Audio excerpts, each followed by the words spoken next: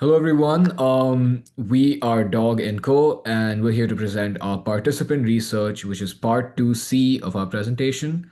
I'm joined by Saliha, Allison, and Jillian, and I'm Ahan. On our agenda today, we want to go quickly go over our objective. We want to talk about our discussion guide contents. So, what we were thinking about when doing the discussions. We're going to get into the interview questions, the process to decide the interview questions. Then we're going to get into the actual meat and potatoes, the takeaways from those interviews, and finally, what the consumer wants. So I'm going to start by handing it over to Allison to talk about our objective. Thank you. So, the problem that we focused on, this research explores how owning a pet, particularly a dog, influences modern dating experiences. As digital dating continues to evolve and preferences become more defined, pet owners represent an underexplored group whose needs, challenges, and opportunities offer valuable insight into what an ideal dating experience could look like. So, our research objective was to investigate how owning a pet impacts the dating lives of young adults to learn the ideal dating experience for pet owners. Thank you, Allison. Now, can you also just go over the discussion guide? Yes, so we had the introduction, which is where we introduced our team, our project. We got the participants to sign a consent form, and we set the goal for the interview outcome. And then we had the interview questions. We had personal insights on dating as a dog owner, warm-up questions, heart, brain, problem, and future-based questions. And then we had reflection questions to wrap up, and we asked any additional or follow-up questions, and then we thanked our participants. Thank you, Allison. Now I'm going to hand it over to Saliha and Jillian to go over the interview questions. Yeah, thank you. So we structured our interview questions to gradually build comfort and depth. So we started with a warm-up question so that way we could just ease participants and create a friendly, open environment. So we wanted them to feel relaxed and share their honest experiences. And then we moved into our brain-based questions, which focused on the facts and behaviors, things like daily routines, habits, actions relating to dating as a dog owner. And then finally, we kind of transitioned into heart-based questions, which explore the emotions, values, motivations, look behind their choices. So our goal truly was just to see how this helped us uncover not just what people do, but why they do it, giving us insight into what makes dating as a dog owner meaningful and challenging.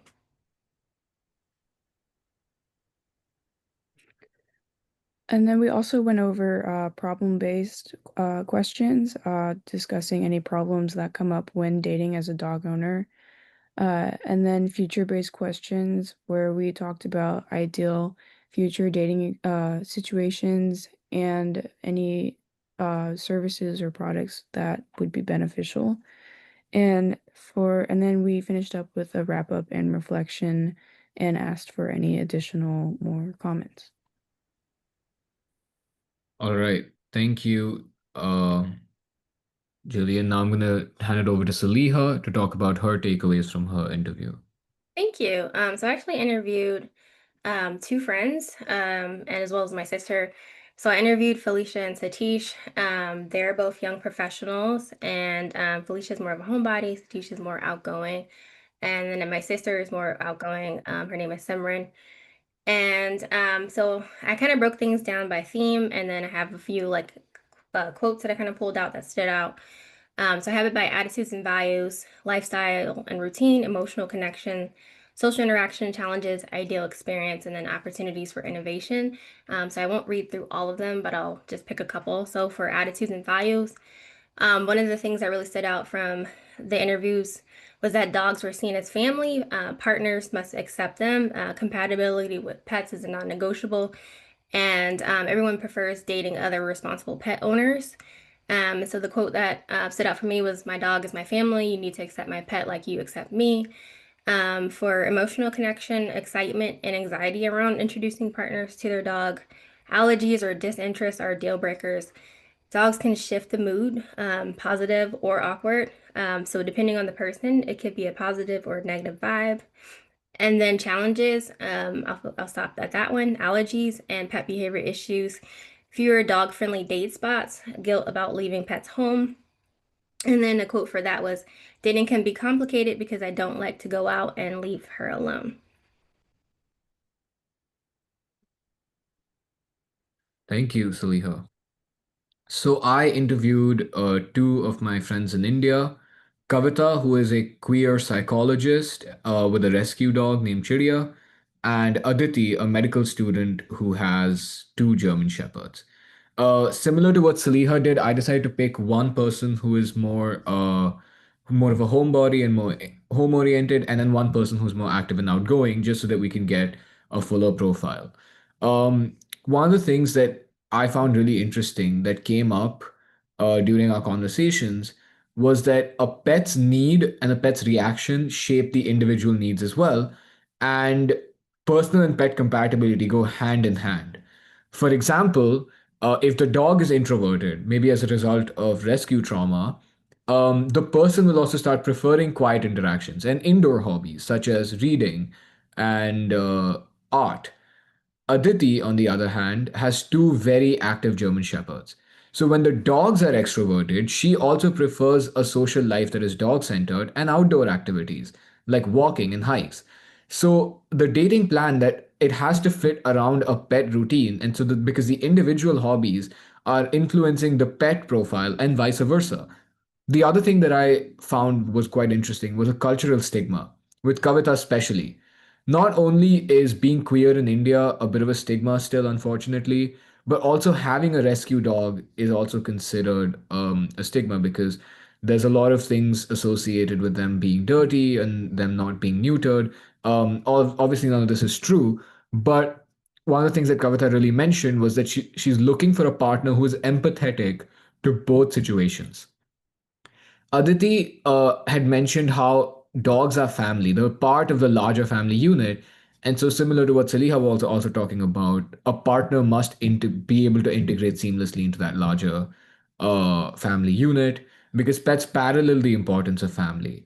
And then there's still stigma associated with this. So, empathy for someone's background and tolerance is very important, and so is flexibility.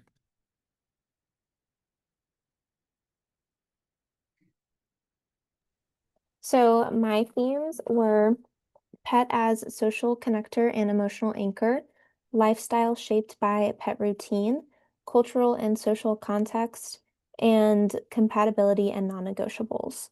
And I interviewed two young professionals that both own dogs, and I'm just going to read the shared takeaways for each theme. Pets act as natural social bridges, influencing first impressions and sparking romantic interactions. Dating routines and plans adapt to pets' needs and require flexibility and consideration. Pets are treated like family, but cultural attitudes and expectations shape how they're integrated into dating. And a partner's bond with a pet is as important as personal chemistry, with empathy and flexibility being key.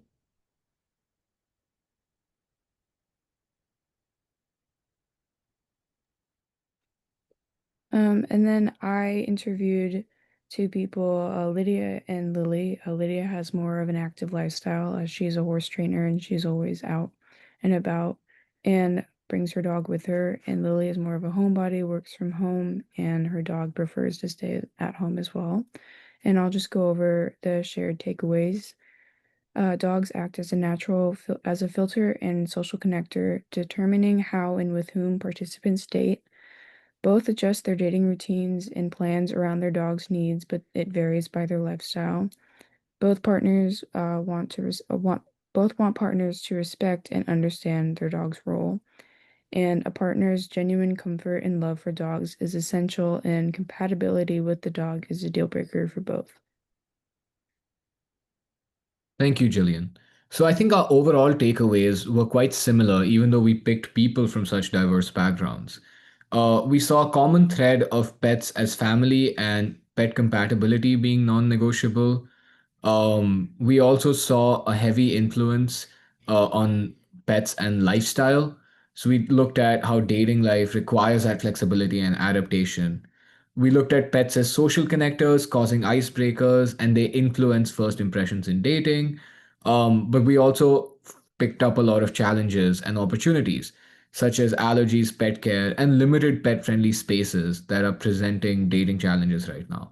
So now we know that from this research, the consumer wants pet centric features in dating apps, profiles, filters for compatibility, places to visit, pet friendly places to visit. Stuff like that should be integrated into the app.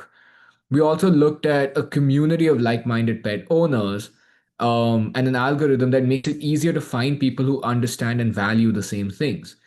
We also looked at comfort, not just tolerance, but comfort and compatibility. And ultimately, I think we all found that the pet owners want connection without having to compromise their bond with their dog.